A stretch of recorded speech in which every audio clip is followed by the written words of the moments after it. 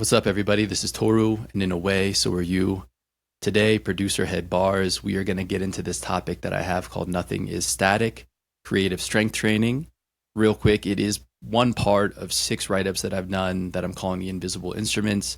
It's my attempt to document the invisible parts of process in a tangible way so that we can share them and discuss them within the community and with whoever's in your life in terms of production. So I hope you find them useful. With all subscribers at no cost, it will be completely free. So if you're not already subscribed to the podcast, I encourage you to subscribe, producerhead.substack.com. Tap in and I will send you all 6 of these write-ups. So with that, here is Nothing is Static Creative Strength Training. After months, maybe years, you feel stuck in the same place as if you're not improving. The truth is that creative potential power is nebulous, making it hard to measure. But it is trained in the same way as physical strength. Your skill level as a producer is moving right now. The question is, which direction? Your skills are either growing or decaying. Change is constant. Your development is a dynamic consequence of your decisions. Up close, progress may seem invisible. That's an illusion of perspective. Growth is happening even when you can't point to it in a given moment. The key is to trust that consistent, intentional work produces results, whether you feel them today or not. I think a really helpful analog for this is strength training. And so again, I'm calling this creative strength training because it's essentially the same thing. It's just a non-physical skill, essentially. So it's your capacity to do it when you don't feel like it is really what strength is. It means doing what you said you were going to do. In the gym, that means showing up and doing your workout. In the studio, it means showing up consistently, working through doubt, and carrying ideas to completion. The version of you that goes to the gym will be stronger than the version that doesn't. That seems obvious. How much stronger depends on the consistency of your workouts, and that's kind of explored deeper in frequency, and then the quality of design and alignment with your goals. And that's included in this other piece where I kind of talk about what I'm calling the pinata method, which is essentially a way to kind of deconstruct really large and seemingly complex things. The same holds true in the studio. Consistency and intentional practice generate creative power. And I think the really important thing here is that one session is not what's most important. It's the streak. What we can lift today versus a year from now has less to do with what we accomplish in one session and everything to do with how many sessions we are able to link together. This is easy to forget if we don't feel ourselves getting stronger moment to moment. From one day or week to the next, you may find that you are lifting the same weight, maybe even a little less. There's a recency bias inherent in this natural desire for fast results.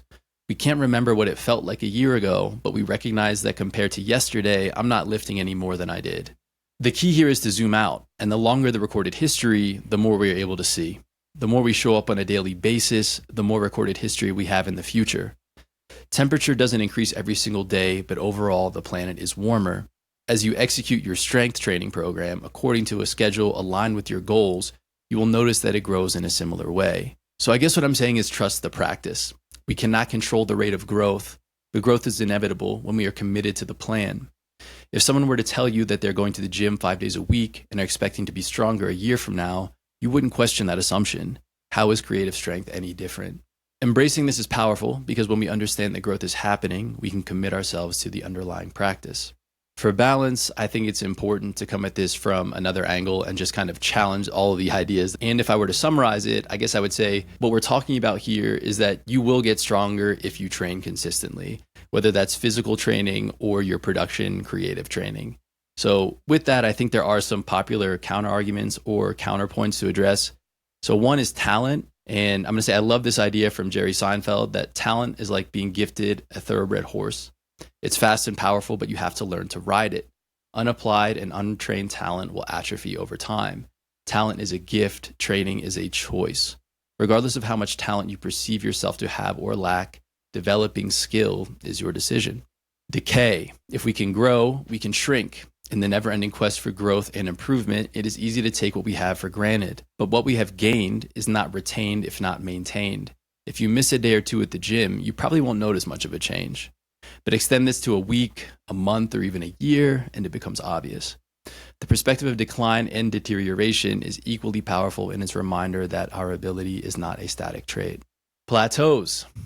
The paradox of skill development is this. The more skilled you become, the harder it is to improve.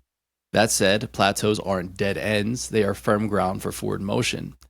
They are platforms to internalize what you learn until it becomes automatic, generating momentum to carry you to the next level. With accumulated experience, you can refine your goals and adjust how you train.